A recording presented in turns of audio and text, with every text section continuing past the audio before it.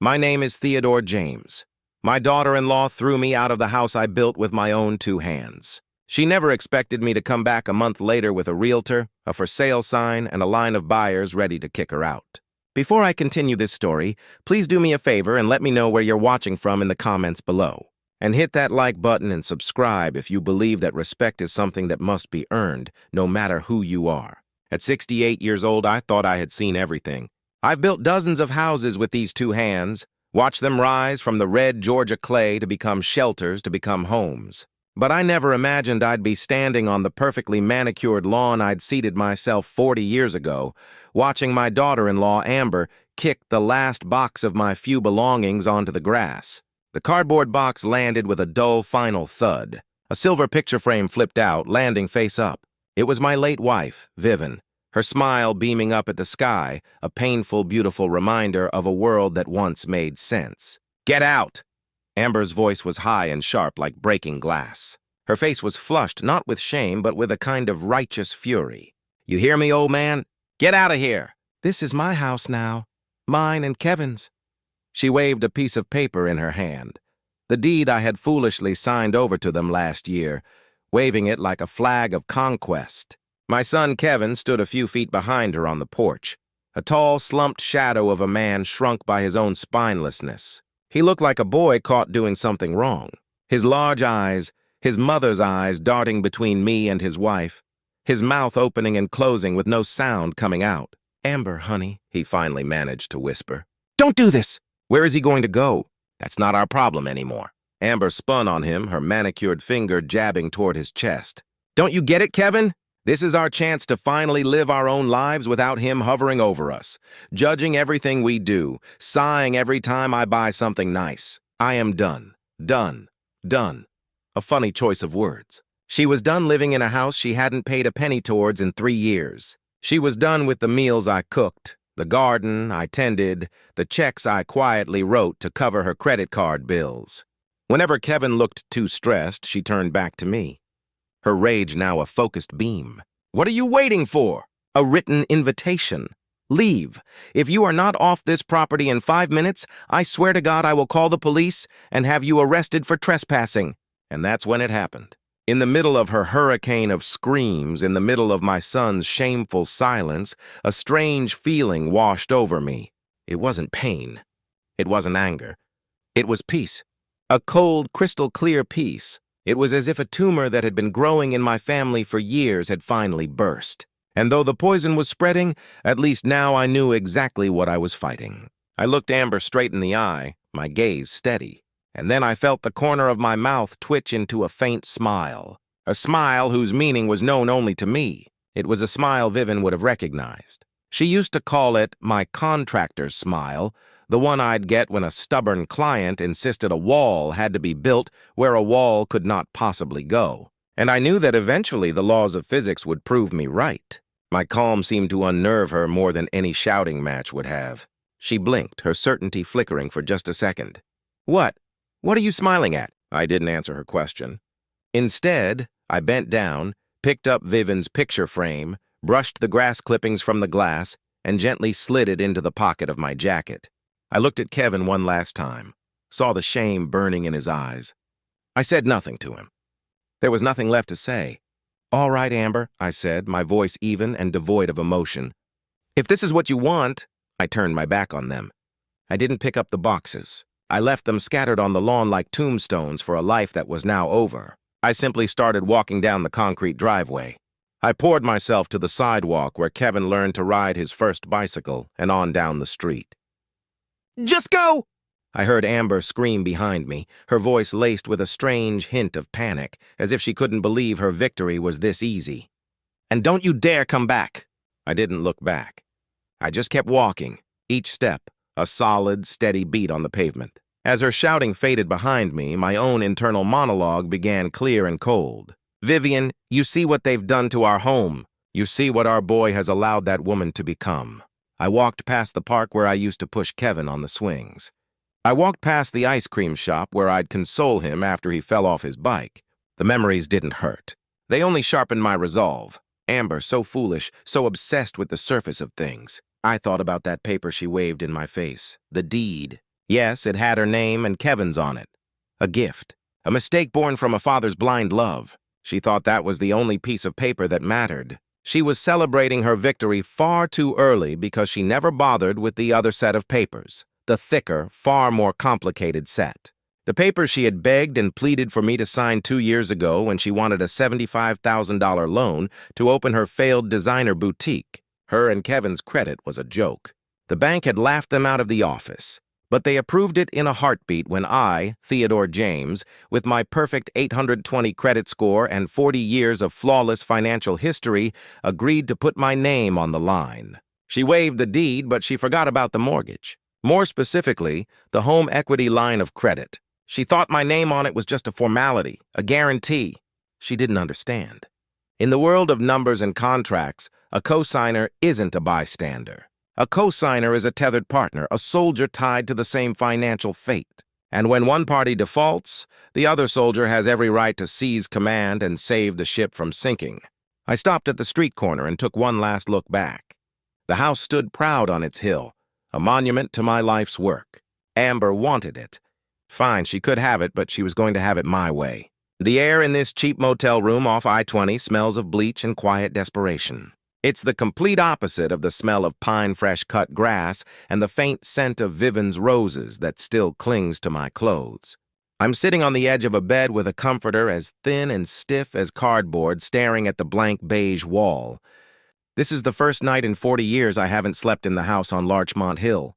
The house I drew up on a napkin in some greasy spoon diner with Vivian sitting across from me, her eyes shining as she sketched where the kitchen window should go so it would catch the morning sun. We built it with our own hands. I remember the feel of the oak beams beneath my calloused fingers, the smell of sawdust in the air, the sound of Vivian's laughter echoing through the unfinished frame. Back in the 80s, a black man running his own successful contracting business in Atlanta was a rare sight. But I wasn't just a contractor. I was a craftsman. I built my reputation on integrity and quality. Every joint perfect, every foundation solid. That house wasn't just a job. It was my masterpiece. It was our statement to the world. It said that Theodore and Vivian James were here, that we worked hard, that we loved each other, and that we had built something that would last. It was our legacy, a fortress of brick and mortar, built to protect our love and our place in a world we had earned, not been given. We raised Kevin inside those walls. We gave him everything we never had. Music lessons, summer camps, a car on his 16th birthday, a college education with not a single dollar of debt. Maybe that was our mistake. We shielded him from the struggles that had forged us. We gave him a kingdom without teaching him how to build one. So when he brought Amber home for the first time, he didn't see what we saw. He saw a pretty blonde white woman who made him feel important. We saw a pair of cold, calculating eyes. Eyes that barely registered the family photos on the mantelpiece, but lingered far too long on the cherry wood furniture we had saved for years to buy. I remember her first words spoken with a sweet smile that didn't reach those eyes.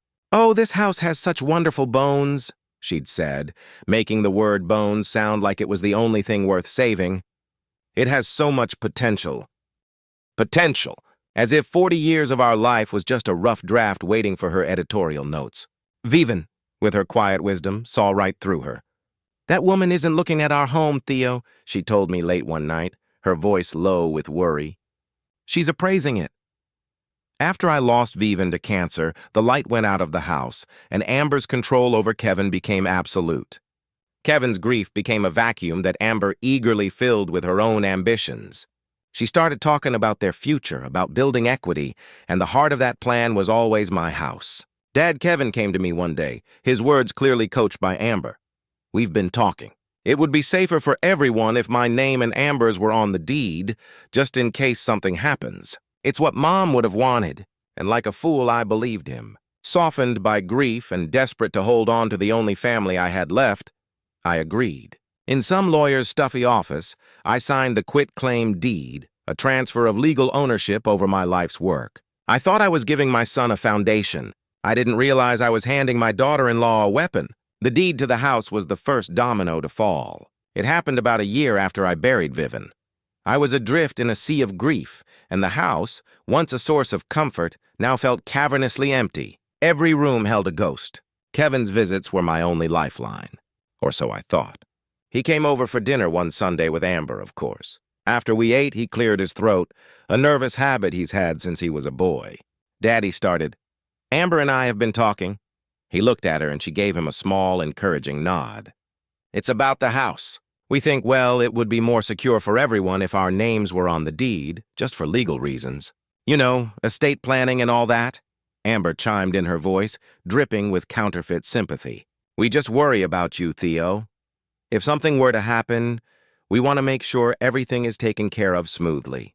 No probate court, no complications. It's what Vivian would have wanted to know, that her family was secure. She weaponized my wife's memory against me, and in my weakened state, it worked. The thought of protecting my son, of fulfilling what might have been Vivian's last wish, was a powerful anesthetic for my better judgment. I saw it as an act of love, of passing the torch. I didn't see it as the act of surrender it truly was. In a cold, impersonal lawyer's office with a pen that felt unnaturally heavy in my hand, I signed the quitclaim deed. I watched the ownership of my life's work, my soul's sanctuary, slide across a polished mahogany table into their hands. I felt a piece of myself tear away, but I told myself it was the right thing to do. I was giving my son a foundation. I didn't realize I was just giving his wife a fortress from which to launch her next attack. That attack came 6 months later. Amber announced she had a brilliant can't-miss business idea, a high-fashion boutique in Buckhead. She had the vision. She said she had the taste.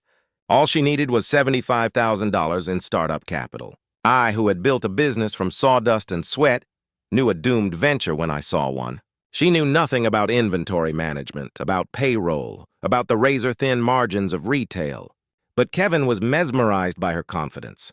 He saw her as a mogul in the making. Their application for a business loan was rejected so fast it made their heads spin.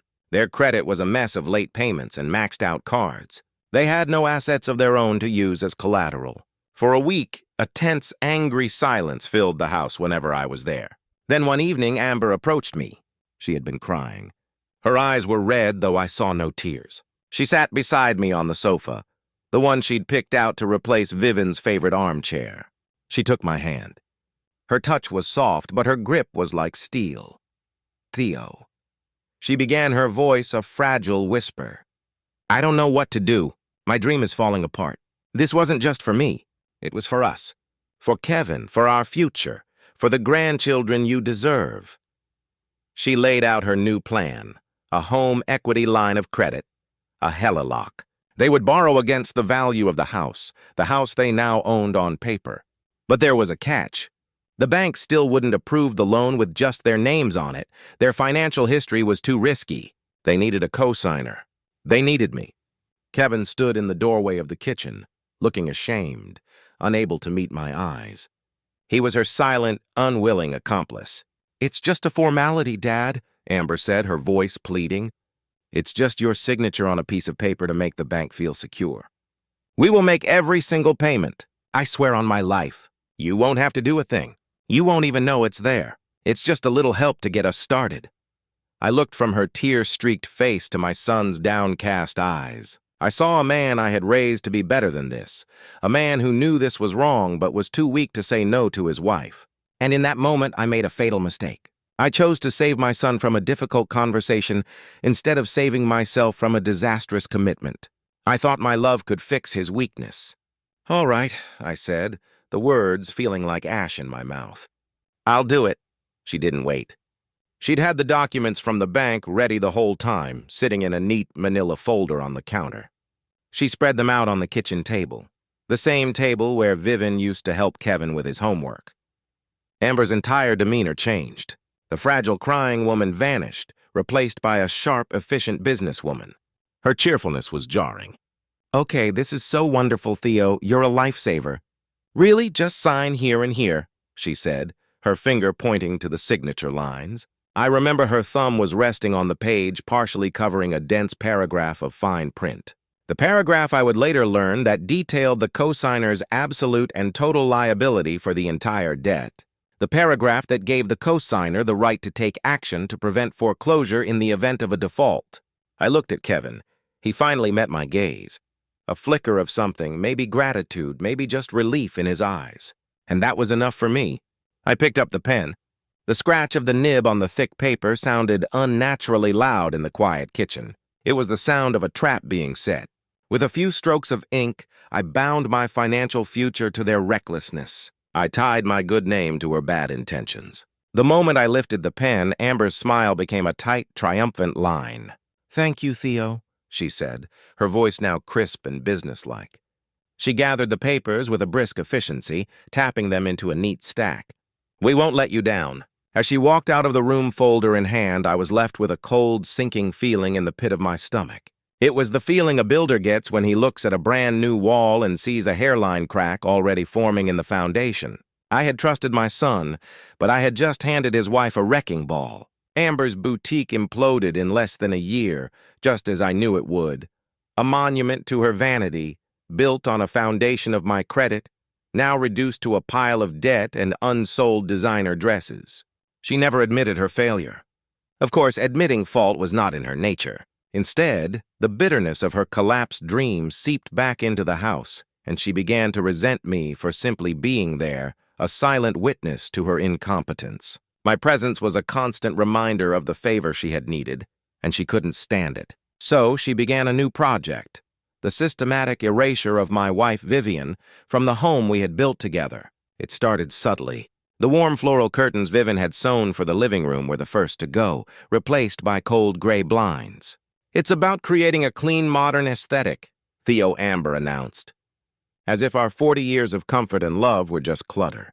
The solid oak dining table where we had hosted every Thanksgiving dinner of Kevin's life was sold and replaced with a glass and chrome monstrosity that looked like it belonged in a corporate boardroom. "We need to declutter," she'd say. "It's more sophisticated." Then came the photographs. One by one, the pictures of Vivian of a young Kevin of our life together vanished from the mantelpiece. In their place appeared abstract art canvases of angry slashes and meaningless colors that Amber had bought online.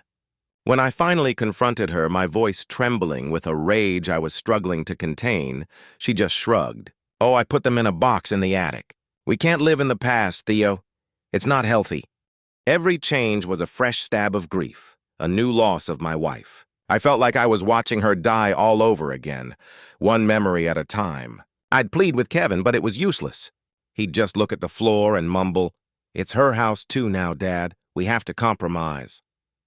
But it was never a compromise. It was a conquest. The final frontier was Vivian's garden. It was her sanctuary, a riot of color and life. Amber let it wither. She complained about the weeds, the thorns on the rose bushes. "I have a vision for this space," she'd say, looking out the window. "A large stone patio, a fire pit, something clean, something we can actually use." She was talking about paving over my wife's soul, and my own son just stood there and nodded. Her vision of a new life for the house culminated in a series of lavish parties. This was her new stage, a way to project the image of success her failed boutique never provided. Our home, once a haven for family and old friends, was now filled with Amber's crowd. They were loud, slick people who smelled of expensive perfume and entitlement. They talked about their portfolios, their vacations to Martha's Vineyard, their children's Ivy League applications. They were a tribe I didn't belong to, speaking a language of casual wealth I didn't understand. And in my own home, I was made to feel like an intruder. I remember one party in particular. It was a warm summer evening. The house was overflowing with these strangers. The air was thick with their artificial laughter. I was sitting in the corner of the living room in the one original armchair Amber hadn't gotten around to replacing yet, feeling completely invisible. A man with a pink polo shirt and a smug smile, a man Amber had introduced as Chad, noticed me. He sauntered over a glass of champagne in his hand. He looked down at me. "So you're Kevin's dad?" he asked, his tone a mixture of surprise and condescension. "Amber mentioned you were staying here." The phrase "staying here" made me sound like a refugee, a charity case she had graciously taken in. "This is my home," I said, my voice quiet but firm. "I built it."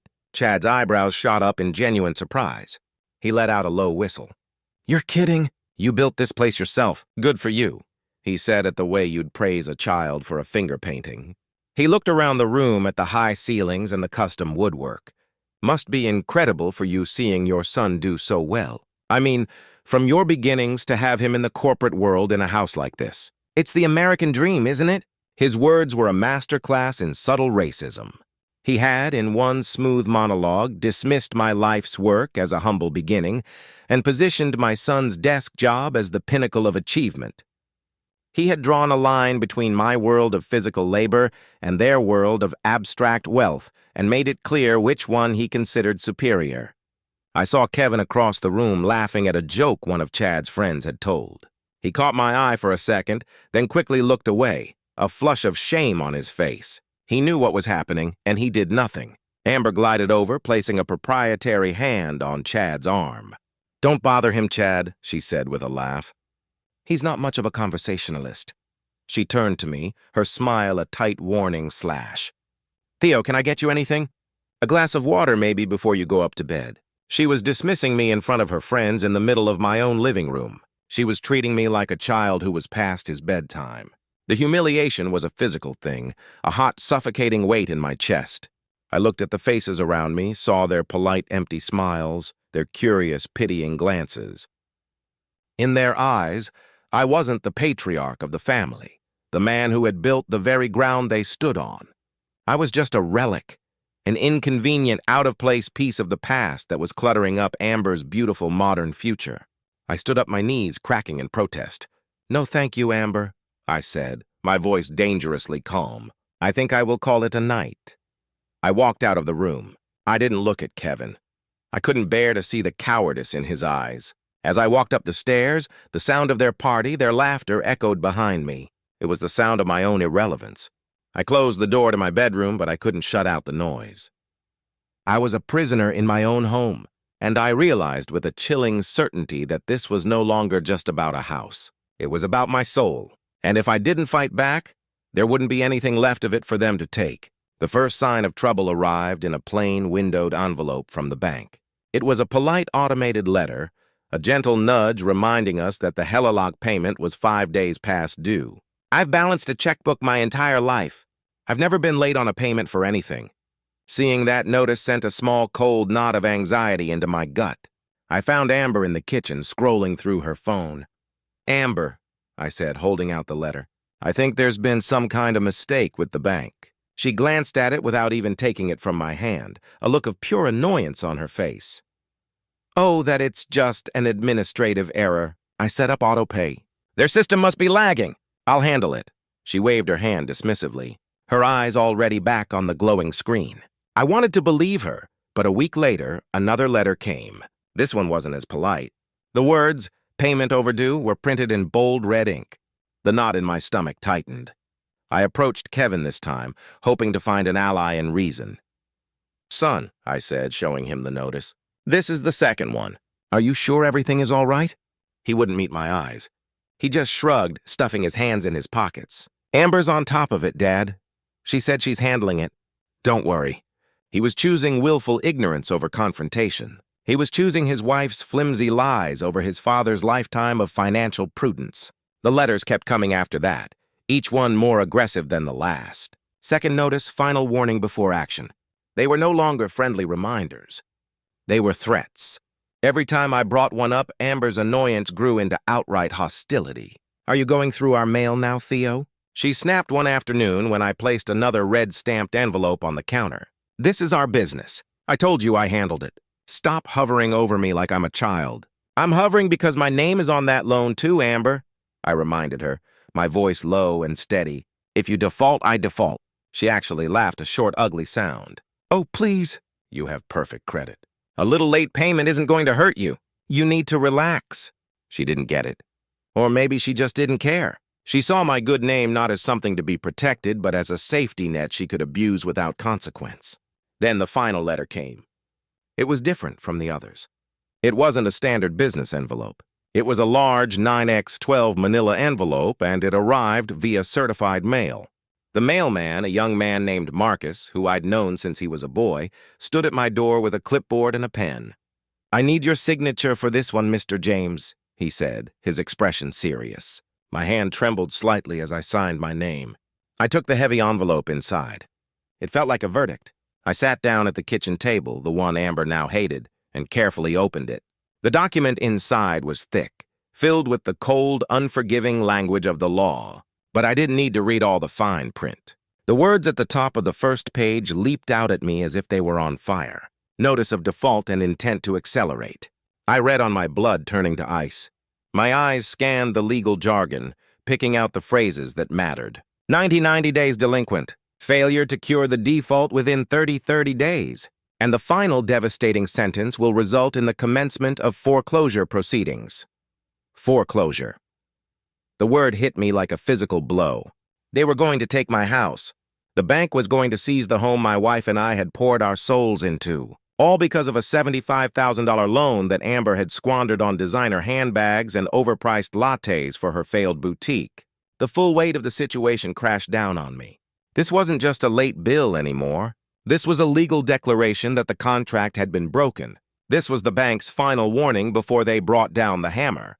And my name, Theodore James, was right there on the document, legally bound to the disaster. My credit score, a source of pride I had painstakingly built over 50 years, was about to be turned to dust. The home Vivian loved was about to be auctioned off on the courthouse steps. This was no longer about Amber's disrespect or Kevin's weakness. This was a 5-alarm fire, and she had been lying to me the whole time, telling me there wasn't even any smoke. The patience I had held on to, the hope that they would do the right thing, it all evaporated in that moment. It was replaced by a cold, hard certainty. I slowly folded the letter, my hands no longer trembling with fear, but steady with resolve. This was the evidence. This was the weapon. This was the end of my silence. I stood up from the kitchen table, the notice of default clutched in my hand like a declaration of war. And I went to find my son and his wife. The conversation we were about to have would be their last chance, and I already knew they were going to fail the test. I didn't call a lawyer. The law felt too cold, too impersonal for a wound this deep. I needed someone who understood that this wasn't just about property lines and legal clauses. This was about legacy. It was about the soul of a community. So I called Monique Rollins. I've known her since she was a little girl with pigtails running around my construction sites, while her father, my best friend Franklin, helped me frame a new house. Franklin and I came up together. Two black men with nothing but calloused hands and a belief that we could build a better world for our children. He was gone now, but his daughter was a firecracker. She'd taken the lessons of hard work her father taught her and forged them into a thriving real estate empire right here in Atlanta. She was sharp, successful, and most importantly, she understood the value of a home built from the ground up. Her office was in a sleek glass tower downtown, a world away from the sawdust and sweat of my life. But when she came out to the lobby to greet me, her hug was as warm and genuine as her father's had always been. "Uncle Theo," she said, her professional smile instantly replaced by real concern as she saw the look on my face. "What's wrong? You look like you've seen a ghost." "Worse?" I said, my voice heavy. "I think I'm about to become one." In her glass-walled conference room, I laid the story out on her polished table. I didn't editorialize. I just gave her the facts, my voice flat and tired. And then I laid out the documents one by one like exhibits in a trial. First, the quitclaim deed with Kevin and Amber's names typed neatly beside mine. Second, the thick, intimidating Helilock agreement with my signature scrolled at the bottom of the co-signer line. And last, the notice of default, which I placed in the center of the table like a tombstone. Monique listened in silence, her warm, welcoming demeanor slowly dissolving, replaced by a focused professional intensity. She picked up the Helilock agreement, her eyes as sharp as her father's had been scanning the dense paragraphs. She read the notice of default, her lips tightening into a thin, angry line. She leaned back in her chair, her gaze distant for a moment, fitting the pieces together in her mind. When she finally looked at me, her eyes were blazing. "Uncle Theo," she said, her voice low and dangerous. "She played you. She played you perfectly. This is a classic asset stripping maneuver. It's disgusting. She got you to hand over the asset, the deed, out of love. Then she leveraged that asset to create a massive liability, the loan, for her own selfish project. And the truly diabolical part is that she legally shackled you to that liability. She tapped a perfectly manicured finger on the notice of default. She thinks this letter is her victory. She thinks that by defaulting, the worst that can happen is that your credit gets ruined. And maybe, just maybe, you'd be forced to sell your retirement assets to pay it off for them. She thinks she has you trapped. I just nodded, the weight of it all pressing down on me. But she made one mistake. Monique continued, a predatory gleam now in her eyes. The same mistake so many of these people make. They see men like you and my dad, men who built this city, as simple, as relics from a bygone era. They don't understand that the same hands that can frame a house can also dismantle one piece by piece. She stood up and began to pace the energy in the room, shifting from despair to strategy. This isn't just about your house, Uncle Theo. I see this every day. A new generation or people from outside our community moving in. They see legacy homes like yours, homes that Black families poured their entire lives into, and they don't see history. They see a dollar sign. They see an undervalued property in a gentrifying neighborhood. They see a tear down. Amber isn't just disrespecting you. She's trying to erase a piece of our community's history for a quick profit and a bigger patio. Her words resonated deep in my soul. She understood. She wasn't just a realtor looking at a commission. She was Franklin's daughter, fighting to protect her father's world. Her mistake, she said, stopping and pointing at the Helilock agreement, was not reading the fine print. She thought your name as a co-signer was just a safety net for her. She didn't realize it was also a trigger for you. What do you mean? I asked, a flicker of hope igniting in my chest for the first time in days. She smiled, a sharp, intelligent smile. It means that as a legal party to this loan, you have a fiduciary duty to protect the asset from foreclosure. When they defaulted, they didn't just break their promise to the bank. They broke their legal agreement with you, and that gives you the right to intervene. She leaned forward, her voice dropping to a conspiratorial whisper. We're not going to sue them. That's messy and it takes years. We're going to be much more elegant than that. We are going to use the very contract she ignored to write the final chapter of this story. And she is not going to like the ending. I looked at this sharp, brilliant young woman, my best friend's daughter. And for the first time since Amber had thrown my life's work in my face, I felt the ground beneath my feet begin to solidify. Hope is a powerful thing. And for the first time in a long time, I had it. So what do we do, Monique? I asked, my voice a low rumble. What can we legally do? Monique leaned forward, her hands clasped on the glass table. Her eyes were like chips of obsidian, hard and focused. We don't fight her on her terms, Uncle Theo. We don't get into screaming matches or emotional appeals. That's her battlefield. She thrives on chaos. We fight her on your terms, the terms of contracts, consequences, and the cold, hard letter of the law. We are going to be calm, professional, and absolutely ruthless. She took a deep breath, and then she laid out the blueprint. The plan will happen in 3 phases. The first phase is the most important, and it's going to feel wrong. But you have to trust me. Tomorrow morning, you are going to walk into that bank. You are going to take a substantial amount of your hard-earned savings, and you are going to write a check to pay the full 90-plus days of arrears on that Helilock. You are going to bring that loan completely current. I flinched. Pay their debt after what they did. Yes, she said, holding up a hand to stop my protest. I know it feels like rewarding them, but listen, this is the most powerful move you can make. By bringing the loan current, you immediately and single-handedly stop the foreclosure proceedings. You take all the power away from the bank, but more importantly, you legally establish yourself as the responsible party who just saved their primary asset from seizure. You transform from a simple co-signer into their personal creditor. They no longer just owe the bank Uncle Theo, they now owe you. My mind, the mind of a builder, began to see the structure of her plan. I was shoring up the foundation before I demolished the walls. Phase 2 happens at the same time, she continued. While you're at the bank, I'll be in my office drafting a legal demand letter. It won't come from a fancy law firm. It will come from my real estate office, which in some ways is even more intimidating. It will be sent via certified mail to Kevin and Amber James at your home address, requiring their signatures upon receipt. And what does this letter say? I asked. It will state 2 things with crystal clarity. First, it will formally document that they were in a state of default on their loan obligation, and that you, Theodore James, as the co-signer, were forced to cure that default in the amount of whatever the total is. Let's say $12,000 to protect your joint financial interest and prevent foreclosure. It will include a copy of the bank receipt as proof. Second, it will demand, not request, full repayment of that $12,000 to you, plus a full immediate payoff of the remaining $63,000 balance of the Helilock within 30 calendar days. I stared at her. But they don't have that kind of money, Monique. They can't pay it. That's why we're in this mess. A slow, dangerous smile spread across her face. I know, Uncle Theo, and that's the entire point. That's the trigger for Phase 3. The letter will contain one final beautiful clause. It will state that if they fail to meet these financial obligations within the 30-day period, you, as the co-signer whose financial standing is at risk and who now has a vested, documented financial stake in the property, will exercise your full legal right to force the sale of the asset in order to satisfy the outstanding debt to the primary lender and to yourself. In plain English, it means if they can't come up with the money in 30 days, we are putting your house on the market. It was breathtaking.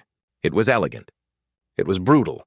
It was a perfect, inescapable trap constructed from the pieces of their own greed and irresponsibility. She saw the understanding dawn on my face. She used the house to get the loan, she said softly. We will use the loan to take back control of the house. It's clean, it's legal, and it is based entirely on the contract she was too arrogant and too foolish to ever read. She built her little kingdom on a foundation of your good name, Uncle Theo. We're about to show her what happens when the foundation decides it has had enough. I leaned back in the chair, a slow breath escaping my lips. For weeks I had felt like a ghost in my own life, a powerless, heartbroken old man. But now, sitting in this office with this brilliant young woman, I felt something else entirely. I felt like a builder again. Monique hadn't just given me a legal strategy. She had handed me a blueprint. And now it was time to get to work. Monique handled the next part. She drafted a demand letter that was a masterpiece of polite professional lethality. It was printed on her firm's expensive letterhead and sent via certified mail, a detail she insisted upon. We need a record that they received it, she'd said. We need to prove they were warned. I later imagined the scene when that letter arrived, a scene Kevin would eventually describe to me in a flood of regretful tears. The mail carrier stood at the door holding the crisp envelope and a clipboard. Kevin signed for it, his hand hesitating. He told me he felt a jolt of pure dread, the feeling that he was signing for his own doom. He opened it in the kitchen, his hands trembling as he read Monique's carefully crafted words. He saw the copy of the bank receipt showing the thousands of dollars I had paid to save the house. He saw the demand for full repayment. He saw the final terrifying clause about forcing a sale. Amber, he said, his voice barely a whisper. You need to see this. It's serious. She snatched the letter from his hand. He watched her scan the pages, a flicker of shock in her eyes, quickly replaced by a wave of pure contemptuous arrogance. Then she started to laugh. It wasn't a sound of amusement. It was a sharp, ugly, dismissive sound. Sell the house? She scoffed, looking at Kevin as if he were a fool. Is he an idiot? Is his little realtor friend an idiot? He can't sell this house. Our names are on the deed. It is legally, physically our house. But the loan, Kevin stammered. He co-signed. So what? She snapped back. He's just trying to scare us.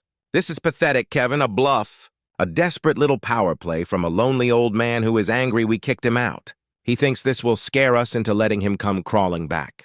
She shook her head, a smug smirk on her face. He has no power here. None. And to prove her point, to demonstrate her absolute and total control. She took the legal document, the final warning, the lifeline that could have saved them, and she tore it in half. Then she tore it again and again. She ripped it into tiny confetti-like pieces and let them flutter from her fingertips into the kitchen trash can. There, she said, brushing her hands together as if finishing a chore. Problem solved. Now stop worrying. He'll get over it. After that, there was only silence. Monique and I had the delivery confirmation. We knew they had received the warning, and then we waited. For 30 days, the phone never rang. There were no panicked calls from Kevin, no angry messages from Amber, just a profound, arrogant silence. They were so certain of their ownership, so confident in my powerlessness, that they didn't even bother to respond. Every day that passed was another brick they laid in the wall of their own prison. They thought their silence was a show of strength. In reality, it was them walking step by deliberate step into the kill zone. They had no idea that on the 31st day, the storm we had been quietly gathering was about to break right over their heads. The 31st day dawned bright and clear, a perfect Saturday. Monique later told me exactly how it all went down. Amber was in the kitchen sipping a mimosa, talking loudly on her phone to one of her friends about her plans to tear out Vivian's garden and install a saltwater pool. Kevin was reading the news on his tablet, a picture of domestic bliss built on a foundation of lies. They were comfortable. They were secure. They believed they had won. Their victory was so complete, so absolute in their minds, that they never saw the sleek black SUV that pulled up to the curb. Monique didn't rush. She got out of her car, dressed in a sharp professional blazer, and walked to the back. With a calm, deliberate motion, she lifted out a large wooden post with a sign attached.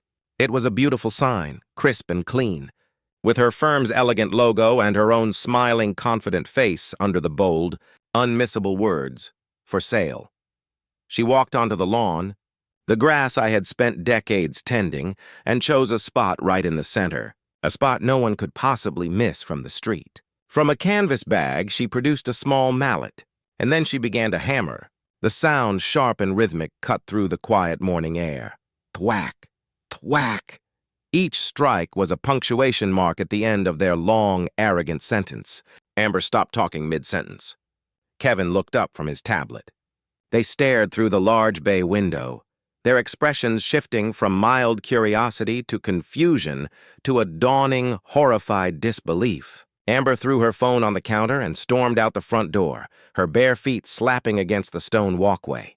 Kevin stumbled out behind her, his face pale and slack with shock. "What in the hell do you think you're doing?" Amber shrieked, her voice cracking with fury as she marched toward Monique. Monique didn't even flinch. She gave the post one last firm tap with the mallet, ensuring it was perfectly straight before turning to face Amber with a calm, unruffled smile. "Good morning, Amber," she said, her voice as smooth as glass. "I'm just preparing for the open house. It starts in 30 minutes. "Get off my property!" Amber screamed, her face turning a blotchy red. "You are trespassing." "I am calling the police right now." Monique simply crossed her arms, her smile never wavering. "Please do," she said politely. "I've already given a courtesy call to the local precinct to inform them that we might have a small civil issue here today while a legally sanctioned property showing is taking place. I've already forwarded them a copy of Mr. James's demand letter and a summary of his legal rights as the cosigner on a defaulted loan. I'm sure they'll find the situation very educational.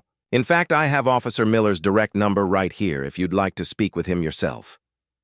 Amber froze her hand, hovering over the phone in her pocket. The casual, calculated mention of the police, the officer's name, the legal documents. It was a strategic masterstroke. It showed her that Monique wasn't just reacting. She had been planning this for weeks. She was 3 steps ahead. "This is my house!" Amber finally sputtered, falling back on her one pathetic line of defense. She jabbed a finger toward the front door. "I have the deed. My name is on the deed. You and that pathetic old man can't do this." Monique's polite smile finally faded, replaced by a look of clinical, condescending pity. She took a step forward, her voice dropping, becoming sharp and clear, dissecting Amber's entire worldview with the precision of a surgeon. "You keep talking about the deed, Amber, and you're right, your name is on it. Congratulations. You own the title, but the deed doesn't pay the bills. The mortgage does. And a mortgage is a contract you violated the moment you stopped making payments." Kevin, who had been standing there silently, finally found his voice. "Amber, maybe we should just listen." "You shut up, Kevin." She wheeled on him, her eyes blazing with fury. "I've got this." She turned back to Monique. "We had an arrangement with him. This is a family matter." It stopped being a family matter. Monique countered her voice, cutting through Amber's tirade like a razor the moment you defaulted on a $75,000 loan that was secured not just by this house, but by the good name and the 40-year financial history of Theodore James. When you defaulted on that loan, you committed a material breach of contract, not just against the bank, but against your cosigner. And to protect his own credit from your spectacular irresponsibility, Mr. James was forced to step in and cure your default. He paid your debt, And that action under the very terms of the agreement you clearly never bothered to read gives him the full legal standing to compel the sale of this asset to recoup his funds and satisfy the lender. So yes, you own the house, but you own it under the shadow of a debt you chose not to honor. And today, the debt is calling the shots, not you. Every word was a perfectly placed blow, dismantling Amber's reality brick by brick. Her rage began to curdle into a wild, panicked desperation. She actually lunged for the sign, trying to rip it from the ground with her bare hands. "I'm not letting you do this," she grunted, pulling at the solid wooden post. Monique simply watched her, a look of profound boredom on her face. She waited for Amber to give up her hands, red and splintered, before speaking again. "The first potential buyers will be arriving in 20 minutes, she said, checking her watch with an air of theatrical impatience. "I would suggest you go inside and make the house look presentable. A good first impression can add thousands to the final sale price, and from the looks of it, you're going to need every penny you can get." Monique's final words hung in the air, a perfectly delivered death sentence. And as if on cue, the first car pulled into the driveway. It was a modest minivan, and a young couple with a small child got out, their faces bright with the hopeful energy of first-time home buyers. They were holding a print out of the listing, pointing excitedly at the house. Monique's entire demeanor shifted in an instant. The ruthless legal strategist vanished, replaced by a warm, dazzlingly professional realtor. "Welcome," she said, striding toward them with a brilliant smile, completely ignoring Amber, who stood frozen in place as if she'd been turned to stone. "So glad you could make it. The photos really don't do the craftsmanship justice, do they?" Before Amber could even process what was happening, a second car arrived. Then a third, a fourth. It was a flood. Monique had, with masterful timing, scheduled the first 10 viewings in 5-minute intervals. It was a tactic designed to create a sense of overwhelming demand, a frenzy. Within minutes, the quiet tree-lined street in front of my house looked like a parking lot. A steady stream of people, a diverse cross-section of the Atlanta community, were walking up my driveway, their faces filled with admiration for the home I had built. The neighbors, of course, began to appear. Old Mr. Henderson from across the street suddenly found it was the perfect time to prune his rose bushes, his eyes peering over the fence. The young couple on the corner came out onto their porch sipping coffee, their expressions a mixture of shock and fascination. The curtain was rising on the final act of Amber's tragic play, and the whole neighborhood had a front row seat. The sight of the crowd, of her private domain being overrun, finally broke Amber's paralysis. She ran to the front door, planting herself in front of it like a cornered animal. "You can't come in here," she yelled, her voice thin and ready. "This is a private residence. This is a mistake." Monique glided to the front of the line, addressing the first couple with an apologetic smile. "Please excuse the current resident," she said, her voice caring for everyone to hear. "She's just very emotionally attached to the home. It's hard to let go of a place with so much history." She gently guided the couple around Amber's rigid form. "Please come right in. Mind the foyer. The natural light in the morning is just spectacular." A young man from Monique's office, polite but built like a linebacker, stood calmly at the door with a sign-in sheet, creating an official, unstoppable flow of traffic into the house. Amber had been rendered completely irrelevant.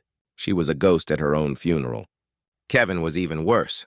He had retreated to the far edge of the porch, his back against the wall, looking pale and nauseous. He was a captain who had scuttled his own ship and could now only stand and watch as it sank, and then began the humiliation by 1,000 cuts. The buyers, completely unaware of the drama, walked through the rooms of my life, their innocent comments landing on Amber like physical blows.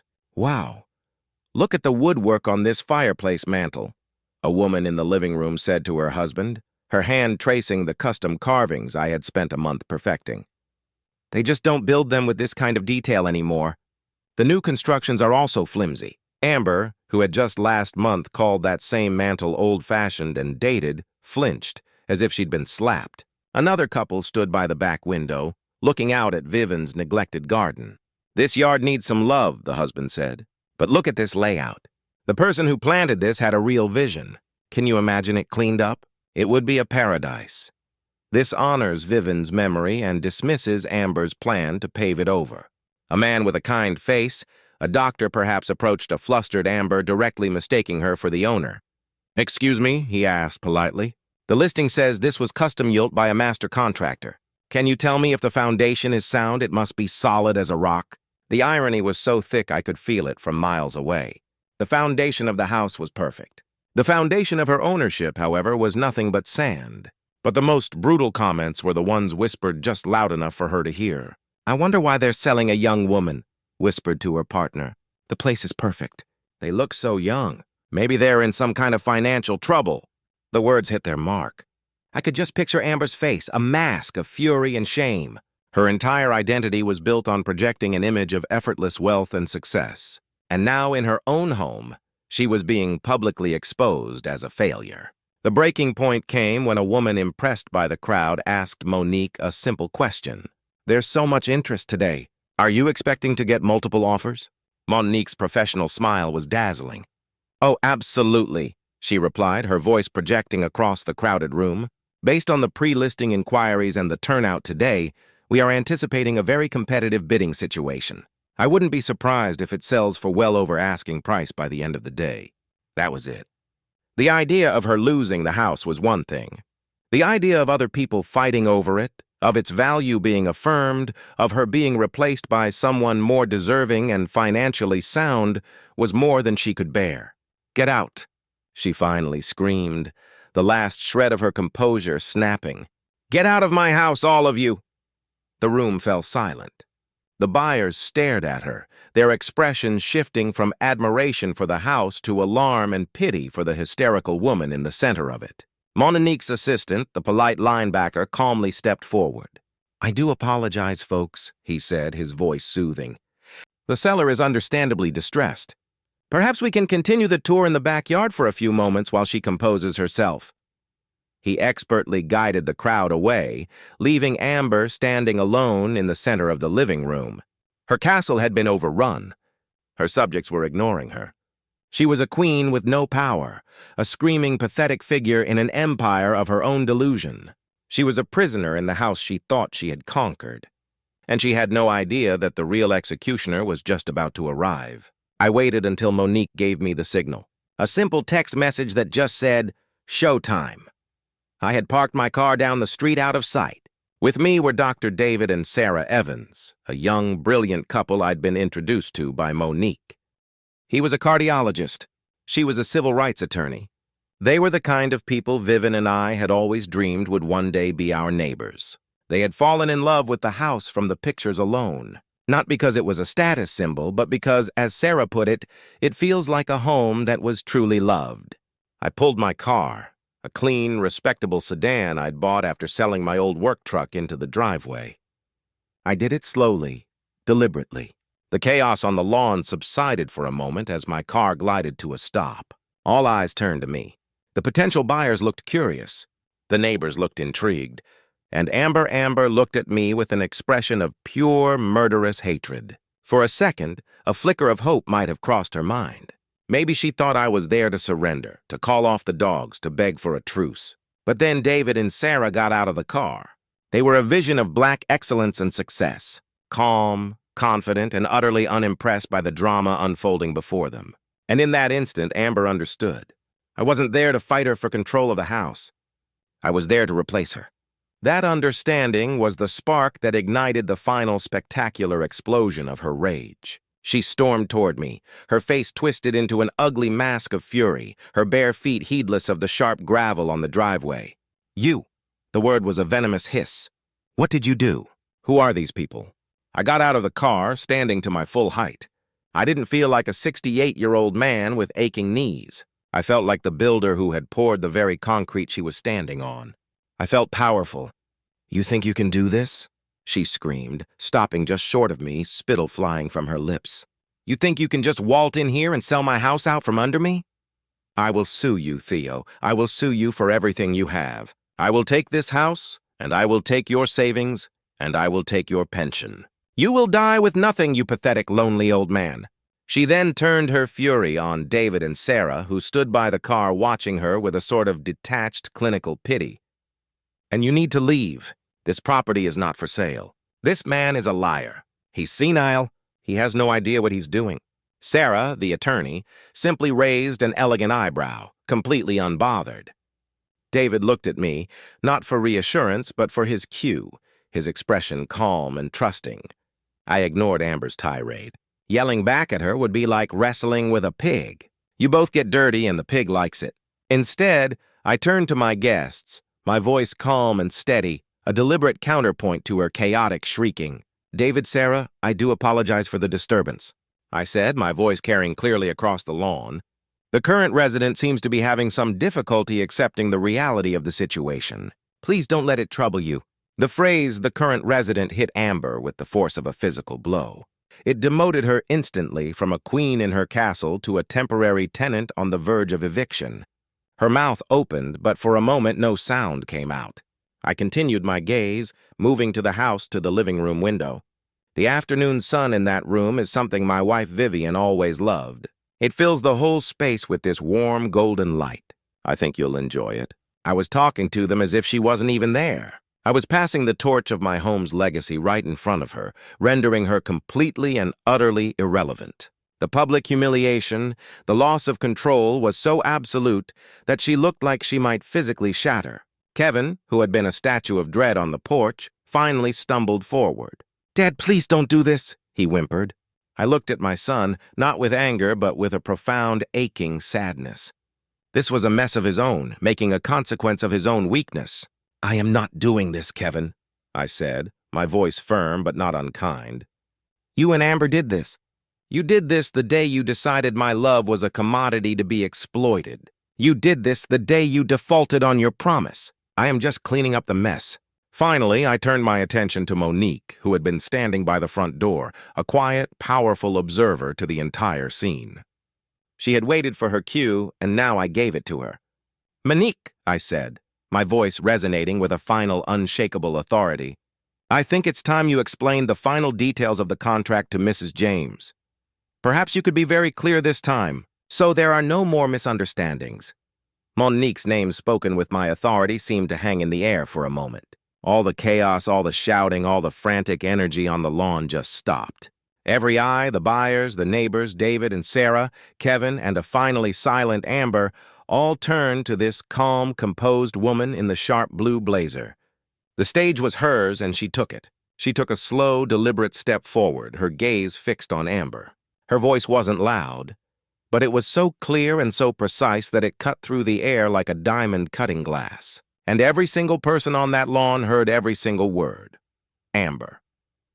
She began her tone that of a patient teacher explaining a simple concept to a child who refuses to understand. "You seem to be operating under a fundamental misunderstanding. You keep holding up your deed as if it's a royal decree. So let me be very clear for you and for everyone here. A deed signifies ownership. That is true. But the ownership of any property that is leveraged with a loan is always subordinate to the terms of that loan.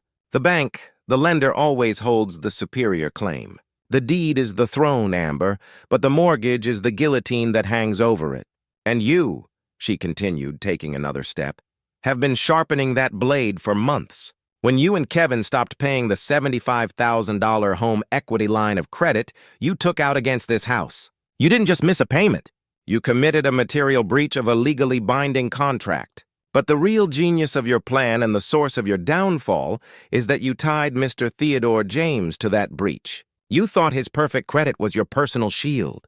You were wrong. His name on that loan as a co-signer made him a full legal partner in your debt.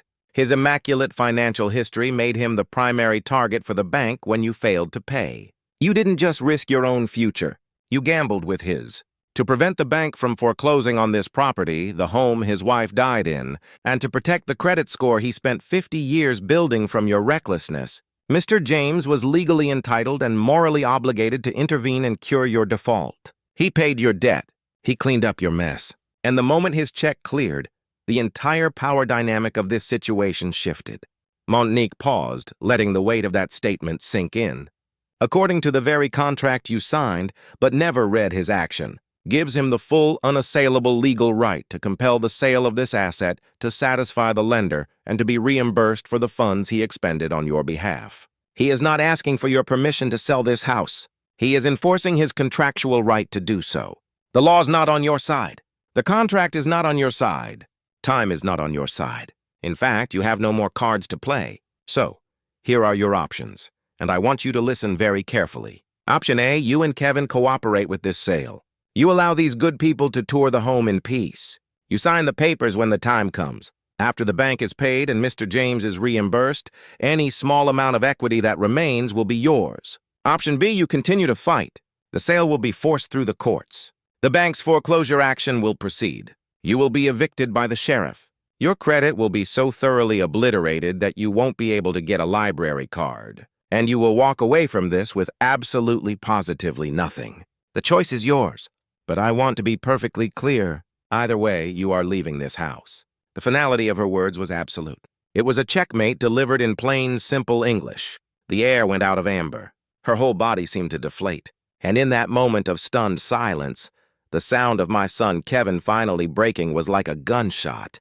He turned to his wife, his face a mess of tears and dawning horrified understanding. "I told you, Amber," he choked out, his voice a ragged sob. "I told you we should have listened. I told you we couldn't afford it. You did this. You promised me it was fine. You promised me you were handling it. You ruined us. You ruined me." His accusation, the first time he had ever truly stood up to her, was the blow that shattered her completely. All the fight, all the arrogance, all the vicious, snarling rage just vanished. It was replaced by a vast empty void. She looked around, her eyes wide and unseeing, at the faces of the strangers in her living room, at the pitying looks of the neighbors on their lawns, at the husband who now looked at her with pure hatred. She had built her entire world on a foundation of lies, and Monique had just pulled the cornerstone out. She didn't scream. She didn't cry. She just stood there, her face the color of chalk, a living statue of broken pride. The confident queen was gone. All that was left was a pathetic, defeated woman who had overplayed her hand and lost everything. I watched my son sob, and I watched the woman who had caused all this pain crumble into nothing, and I felt no joy. I felt no triumph. I just felt a profound, heavy sadness for the wreckage they had made of their lives. Monique let the silence hang for a moment longer. Then she turned to the stunned crowd of buyers, her voice once again bright and professional, as if the entire brutal domestic drama had never happened. "Now," she said with a brilliant smile, "if there are no further interruptions, I'd be happy to answer any questions about the local school district and the property taxes." 6 months have passed since that day on the lawn, the day the foundation of my family finally crumbled, so that something new could be built in its place. I'm writing this from the balcony of my new condominium overlooking Piedmont Park. The air is clean up here. The space is smaller than the house on Larchmont Hill, but my life feels bigger. The walls are filled with my things, with Vivian's photographs displayed proudly on every surface. It is a quiet place, a peaceful place. It is a home, not a battlefield. The house sold, of course. It sold that very day to David and Sarah, the young couple who had stood by my side. They paid the full asking price in cash. The bank was satisfied, I was reimbursed for the money I had fronted, and the remaining equity was split. Kevin's half was immediately seized by creditors to pay for the mountain of debt Amber had accumulated. My half was more than enough to buy this condo and secure my future. David and Sarah invite me over for dinner every other Sunday. They are wonderful stewards of my life's work. Sarah has taken to Vivian's garden with a passion, and the roses have never looked more beautiful. They honor the history of the house, and in doing so, they honor the memory of my wife. The legacy is safe. Amber and Kevin's marriage imploded the moment their financial future did. The divorce was quick and brutal. Amber, I heard, left Atlanta buried under a mountain of debt from her failed boutique, and with a reputation that was now toxic. She got nothing from the house, and the wealthy friends she so desperately tried to impress vanished like smoke in the wind. She was left with the only thing she had truly earned the consequences of her own character, Kevin. Kevin hit rock bottom. He lost his wife, his home, and his father's trust all in one afternoon. He's living in a small apartment on the south side now, working an honest hourly job at a logistics company. For the first time in his life, there is no safety net. There is no one to bail him out. He is being forced to confront the man he became, and it has been a painful, humbling process. We are talking again. The calls are awkward, stilted, but they are real. He doesn't call to ask for money. He calls to ask how I am. He calls to tell me about his day. He is rebuilding his life one honest day at a time. The trust that was shattered may never be fully whole again. But we are laying a new foundation, one built not on entitlement and obligation, but on the slow, difficult work of earning respect. In losing a house, perhaps he has finally started to build a character. As I sit here on my new balcony, watching the sunset paint the Atlanta skyline in strokes of orange and gold, a comfortable quiet settles around me. For so long, I believed my legacy was that house, a physical structure of wood and stone that I could pass down to my son. I was a builder after all. I spent my entire life thinking that the strongest foundations were made of concrete and steel, believing that permanence was something you could measure in square feet. But I was wrong. The ordeal with my son and his wife was the most painful lesson of my life, but it was also the most profound. It forced me to understand what Vivian had known all along. The true legacy was never the house itself. It was the love, the values, and the integrity that the house was meant to shelter. A home's foundation isn't just the concrete it rests on. It's the respect and honesty that holds the family inside it together. When that foundation is corroded by greed and entitlement, the entire structure is doomed to collapse, no matter how strong the walls are. My greatest act as a builder was not in constructing that home, but in being forced to protect its soul. I didn't lose my legacy that day on the lawn. I was simply pushed in the most brutal way imaginable to finally understand what it truly was. It's a lesson that took me 68 years to learn, and one I wanted to share with you. The greatest inheritance we can leave our children is not a property for them to possess, but a blueprint for them to build their own character. If my story has resonated with you today, I'd be grateful if you'd show your support by liking this video and subscribing to my channel for more stories like this one. And now I have to ask you, what do you believe is the most important legacy a person can leave behind? Is it something you can touch and hold, or something you hold in your heart? I would truly love to read your thoughts in the comments below. And finally, please let me know where you're watching from today. It brings a smile to my face to see how far a single story can travel. Thank you for listening. This whole ordeal taught me a painful but powerful lesson about the nature of a true legacy. I spent my entire life believing a foundation was something you build with concrete and steel, that a legacy was a physical house you could pass down. But I learned that the real foundation of a family is built with intangible materials, respect, honesty, and integrity. When those materials are corroded by greed and entitlement, the entire structure is doomed to collapse, no matter how beautiful it looks on the outside.